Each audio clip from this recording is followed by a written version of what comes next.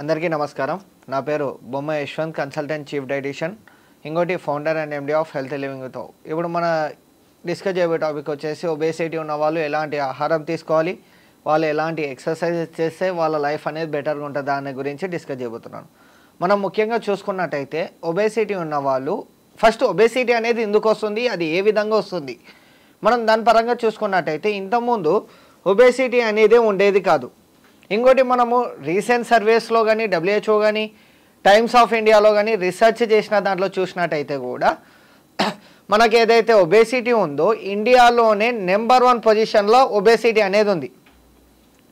ఇంకోటి all over country చూసుకున్నట్టయితే top 10లో ఏదైతే ఉందో ఇండియాలో ఒబేసిటీ ప్లస్ డయాబెటీస్ అనేది సెకండ్ థర్డ్ పొజిషన్స్లో ఉన్నాయి. అంటే మనం ఊహించుకోవచ్చు మన ఇండియాలో ఒబేసిటీ ఏ రేంజ్లో ఉంది అనేది.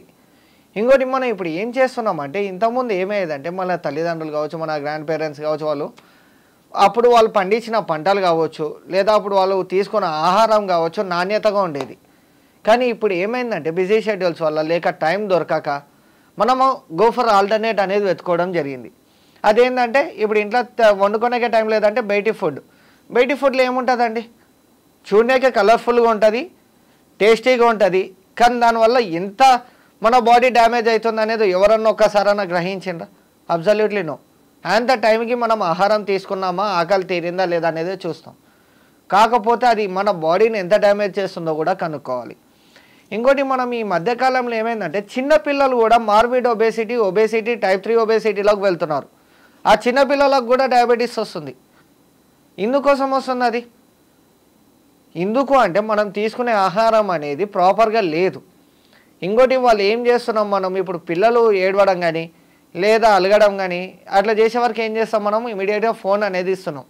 ఆ ఫోన్ ఇవ్వడం వల్ల కూడా వాళ్ళ బ్రెయిన్ అనేది డ్యామేజ్ అవుతుంది. ఇంకోటి వాళ్ళ బాడీ రేడియేషన్తో గురి అయి ఉంటుంది. ఎందుకు అనంటే ఫోన్ నుంచి వచ్చే రేడియేషన్ నార్మల్గా ఉండదు. మనమైనా జనరల్గా ఒక 10 to 15 minutes అట్లా ఫోన్ మాట్లాడుతుంటే మనకు కూడా కోపం వస్తుంది. అందుకు ఆ కోపం రాకూడదు అంటే ఇలాంటి జాగ్రత్తలు తీసుకోవాలి. ముఖ్యమైనది సెకండ్ థింగ్, వాళ్ళ ఎక్సర్సైజెస్ ఏమేమి చేసుకోవాలి అంటే jogging, running, cardio, aerobic, Zumba, yoga ఇలాంటివి ఏవైనా చేసుకోవచ్చు. కానీ ఇక్కడ ఒక కండిషన్, సపోజ్ సార్ నాకు మరి టైం దొరకట్లేదు అట్లా ఎక్సర్సైజ్ చేయడానికి కూడా అంటారా? From wake up till bed time అంటే మీరు ఉదయం లేచినప్పటి నుంచి రాత్రి పడుకునే వరకు ఈ మధ్య టైంలో 10,000 స్టెప్స్ అనేది mandatory. Nothing but 10,000 to 15,000 steps అనేది మ్యాండేటరీ. అది మీరు సో దట్ మనం తీసుకున్న ఆహారం అనేది క్యాలరీస్ విధానంలో బర్న్ అయిపోతుంది. లేదనుకోండి అది సబ్క్యూటేనియస్ ఫ్యాట్గా ఫామ్ అవుతుంది, నథింగ్ బట్ అన్వాంటెడ్గా.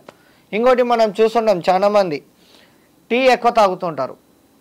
ఒక టీలో మన స్పూన్ షుగర్ వేస్తే అది ఈక్వల్స్ టు ఎన్ని గ్లాసులకి ఈక్వల్ తెలుసా?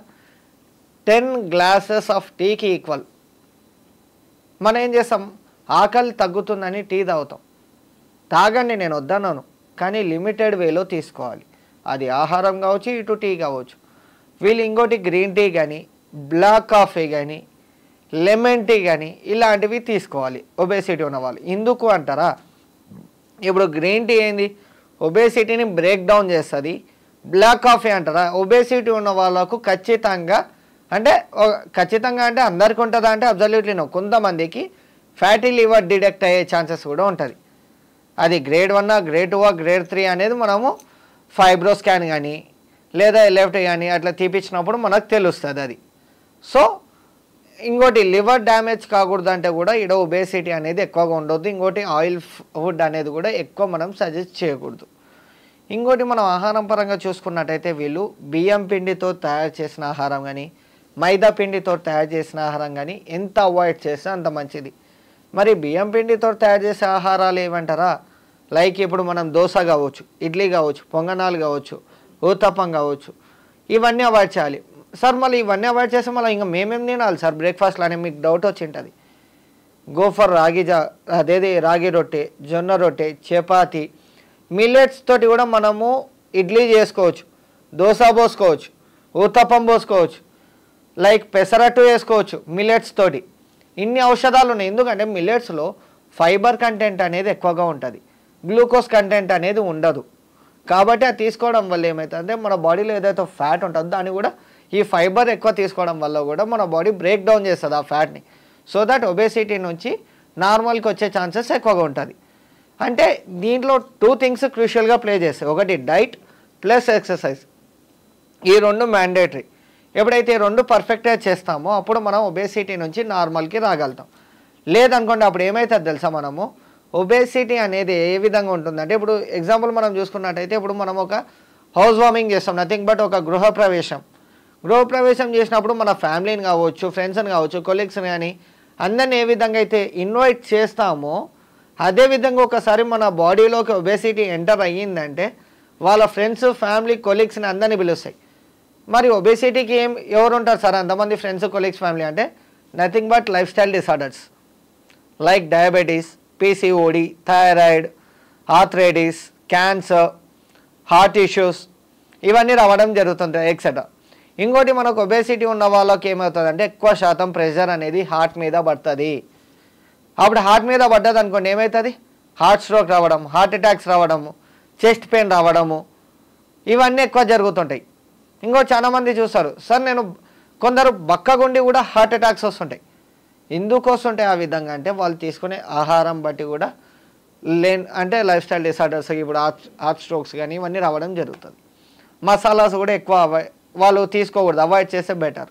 దీని బదులు ఇంట్లో తయారు చేసిన మసాలాస్ తీసుకుంటే బెటర్.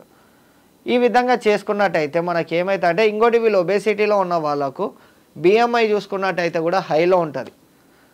వాళ్ళకు మినిమం 1800 to 2000 క్యాలరీస్ అనేది మ్యాండేటరీ పర్ డే. ఇంకోటి వీళ్ళకి ప్రోటీన్ రిక్వైర్మెంట్ ఏ విధంగా ఉంటుందంటే, సపోజ్ ఒక బాడీ వెయిట్ 80 kgs ఉందనుకోండి, 80 grams ఆఫ్ ప్రోటీన్ అనేది రిక్వైర్మెంట్ ఉంటుంది. Nothing but 1 kg body weight is equals to 1 gram of protein అనేది వాళ్ళ బాడీలోకి వెళ్ళాలి. లేదనుకోండి వాళ్ళ కాల్షియంని రెడ్యూస్ అవుతుంది. ఎందుకంటే ఇప్పుడు మనం ఒక స్పాంజ్ ఉంది, స్పాంజ్ మీద ఏదన్నా స్టోన్ పెట్టినాం అనుకోండి, స్పాంజ్ ఏ విధంగా అవుతుంది, పతలాగా అవుతుంది, నథింగ్ బట్ అణిగిపోతుంది, ప్రెషర్ పడుతుంది దాని మీద, తట్టుకోలేదు అది కూడా. అదేవిధంగా మన బాడీలో కూడా ఎప్పుడైతే మన బాడీకి ఒబేసిటీ అనేది స్టార్ట్ అవుతుందో అప్పుడు మన బాడీలో ఉన్న ఆర్గాన్స్ మీద మొత్తము ప్రెషర్ అనేది స్టార్ట్ అవుతుంది. ఎప్పుడైతే మనకు ప్రెషర్ స్టార్ట్ అవుతుందో అప్పుడు మనకేమవుతుంది అంటే ప్రతి ఒక్క డిసీజ్ అనేది బయటపడుతుంటుంది. అది ఏదో ఒక విధంగా, ఏదో ఒక పెయిన్ లాగా ఆ విధంగా వస్తుంది. అట్లా రాకూడదు అంటే ఇలాంటి ఆహారం తీసుకొని వీళ్ళు ఇలాంటి ఎక్సర్సైజెస్ తీసుకుంటే వాళ్ళు ఆరోగ్యంగా ఉంటారని చెప్పుకోవడం జరుగుతుంది. That's it friends, thank you.